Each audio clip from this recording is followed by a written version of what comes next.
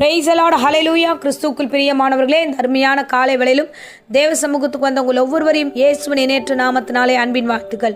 இந்த நாளிலும் 1 தீமோத்தேயு 2 அடியேன் வாசிக்கிறேன். நான் பிரதானமாய் சொல்லுகிற புத்தி என்னவெனில், எல்லா மனுஷருக்காகவும் விண்ணப்பங்களையும் ஜெபங்களையும் வேண்டுதல்களையும் ஸ்தோத்திரங்களையும் பண்ண வேண்டும். ஆமென், ஹல்லேலூயா. இது ரொம்ப முக்கியமான வேத வசனம், நமக்கு தேவையான ஒரு காரியம். இதை தீமோத்தேயுக்கு பவுல் சொல்லுகிற ஒரு ஆலோசனை. ஏன் நம்ம விண்ணப்பம் பண்ணணும், ஜெபம் பண்ணணும், வேண்டுதல் பண்ணணும், ஸ்தோத்திரம் பண்ணணும் அப்படின்னா, இந்த 4 கேட்டகரியும் நமக்கு தேவை. நம்ம ஒவ்வொன்றையும் புரிந்து கொண்டு நாம் ஜெபிக்கிற பிள்ளைகளாய் காணப்பட வேண்டும். ஆமென், ஹல்லேலூயா. முதலாவது, எல்லா மனுஷருக்காக நாம ஜெபிக்கணும். ஆமென், ஹல்லேலூயா. இப்போ ஒரு கம்பெனிக்கு போறோம், நம்ம அந்த ஒரு பெரிய கம்பெனிக்கு போனோம்னா கண்டிப்பா நம்ம அப்ளிகேஷன் போட்டு தான் ஆகணும். ஒரு காலேஜ்ல சேரோம், ஒரு அப்ளிகேஷன் போட்டு தான் ஆகணும்.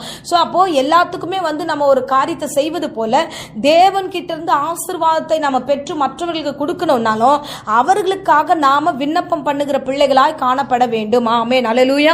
அதுதான் சொல்லுது. எப்படி விண்ணப்பம் பண்ணணும்னா, நீங்க ஜெபிக்கணும், அப்புறம் வேண்டுதலை தேவனிடத்துல தெரியப்படுத்தணும், கர்த்தருக்கு தேங்க்ஸ் பண்ணணும். லாஸ்டா நம்ம என்ன பண்ணோம், கடவுளுக்கு தேங்க் பண்ணோம். ஸோ நீங்க வேண்டுதல, ஆண்டவரே என் பிள்ளை இவ்வளோ பலவீனமா இருக்கு, இந்த பிள்ளைக்காக ஜெபிக்கிறேன், என் உறவு முறை இப்படி பலவீனமா இருக்கு, இவங்களுக்காக நான் ஜெபிக்கிறேன், அப்படி என் சிநேகிதனுக்காக நான் ஜெபிக்கிறேன் என்று ஒவ்வொரு காலகட்டத்துக்காக நாம் ஜெபிக்கிற பிள்ளைகளாய் காணப்பட வேண்டும்.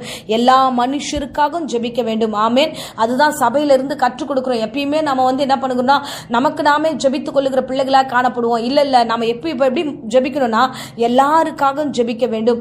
ஆமென், ஹல்லேலூயா. சோ இந்த காலகட்டத்தில் ஜெபம் ரொம்ப அவசியமா இருக்கிறது. ஏதோ தானோ என்று இருக்காதீங்க.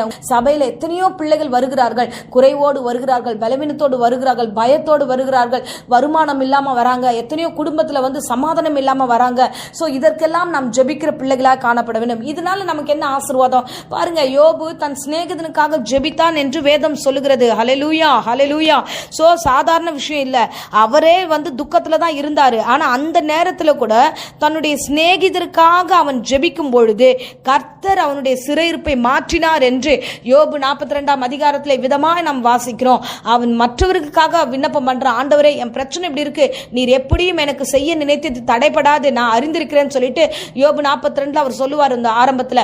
அதுக்கு அடுத்தது, என் கர்த்தர் என்னை எப்படி நடத்துவாரு, ஆனா நான் மற்றவர்களுக்காக ஜெபிக்கிறேன்னு சொல்லிட்டு திரும்பி அந்த சிநேகிதனுக்காக அவர் வேண்டுதல் செய்கிறார், விண்ணப்பம் பண்ணுகிறார். ஆண்டவர் அந்த விண்ணப்பத்தை கேட்டு யோபுவினுடைய காரியங்களை ஆண்டவர் இரட்டத்தனையாய் ஆசீர்வதித்தார். அவன் முன்னிலைமை காட்டிலும் பின்னிலைமை மகா பெரிய ஆசீர்வாதத்தை பெற்றுக்கொண்டது. ஆமென், ஹல்லேலூயா. பாருங்க, இயேசு கிறிஸ்து அழகாய் நமக்கு ஜெபத்தை கற்றுக் கொடுத்திருக்கிறார். அவர் தனிமையில இருக்கும் பொழுதெல்லாம் சும்மா இல்ல, தனிமையில இருக்கும் பொழுதெல்லாம் அவர் முழங்கால் படிட்டு தேவனை நோக்கி பலப்படுத்தும்படியாக ஆண்டவரை நோக்கி அவர் ஜெபித்தார் என்று வேதம் நமக்கு சொல்லுகிறது. ஆமென், ஹல்லேலூயா. சோ நீங்க தனிமையில இருக்கிறீங்களா, தேவ சமூகத்துல மற்றவர்களுக்காக நீங்க ஜெபம் பண்ண ஆரம்பிங்க, தனிமையில பேச ஆரம்பிங்க, வேண்டுதல் பண்ணுங்க, தேவ சமூகத்துல உங்களை அர்ப்பணிங்க. நிச்சயமாகவே பெரிய காரியங்களை கர்த்தர் உங்கள் வாழ்க்கையில செய்ய வல்லவராய் இருக்கிறார். ஆமென், ஹல்லேலூயா.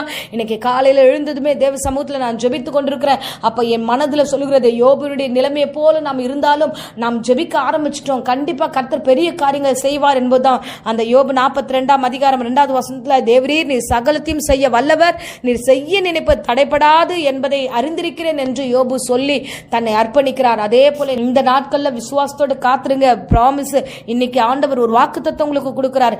தேவன் செய்ய நினைப்பது தடைபடாது. உங்கள் வாழ்க்கையில நன்மைகளை பெரிய அளவுல செய்வார். நீங்கள் செய்ய வேண்டியதெல்லாம் மற்றவர்களுக்காக ஜெபிங்க, எல்லா ஜனங்களுக்காக ஜெபம் பண்ணுங்க. இயேசு ஜெபித்தது போலவே நீங்களும் ஜெபிங்க. கர்த்தர் நிச்சயமாய் உங்கள் ஜெபங்களை கேட்டு ஆசீர்வதித்து உங்களை வழிநடத்த வல்லவராக இருக்கிறார். ஆமென். இப்போதும் அடியேன் உங்களுக்காக ஜெபிக்கிறேன். இருந்த இடங்கள்ல கண்களை மூடுவோம். அன்பு ரட்சகா, இந்த அருமையான வேலைக்காக ஸ்தோத்திரம். இந்த வேத வசனம் கற்றுக் கொடுப்பது போல கர்த்தாவே, இந்த நாளில் ஆண்டவரே எல்லா மனுஷருக்காக விண்ணப்பம் பண்ணுகிற கிருபை கொடுத்ததுக்காக ஸ்தோத்திரம். ஒவ்வொரு ஜனங்களுக்காக விண்ணப்பம் பண்ணும்படியாக இந்த பிள்ளைகளை தெரிந்து கொண்டீர், அதற்காக ஸ்தோத்திரம். ஆண்டவரே, ஜெபத்தினாலும் வேண்டுதனாலும் தெரியப்படுத்துங்க, ஸ்தோத்திரத்தினால் தெரியப்படுத்துங்கன்னு சொல்லியிருக்கீங்க. ஆண்டவரே, இந்த பிள்ளைகளுடைய குடும்பத்தை சமாதானம் ஆளுகை செய்யட்டும். இந்த பிள்ளைகளுடைய ஆசீர்வாதங்கள் இரட்டத்தனையாய் மாறட்டும். தேவையில்லாத குழப்பங்கள், சஞ்சலங்களை இயேசு நாமத்தில் சபித்து கட்டுகிறேன்.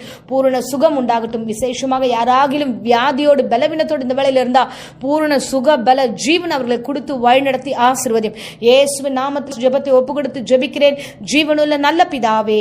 ஆமேன், ஆமேன். Praise the Lord. God plus.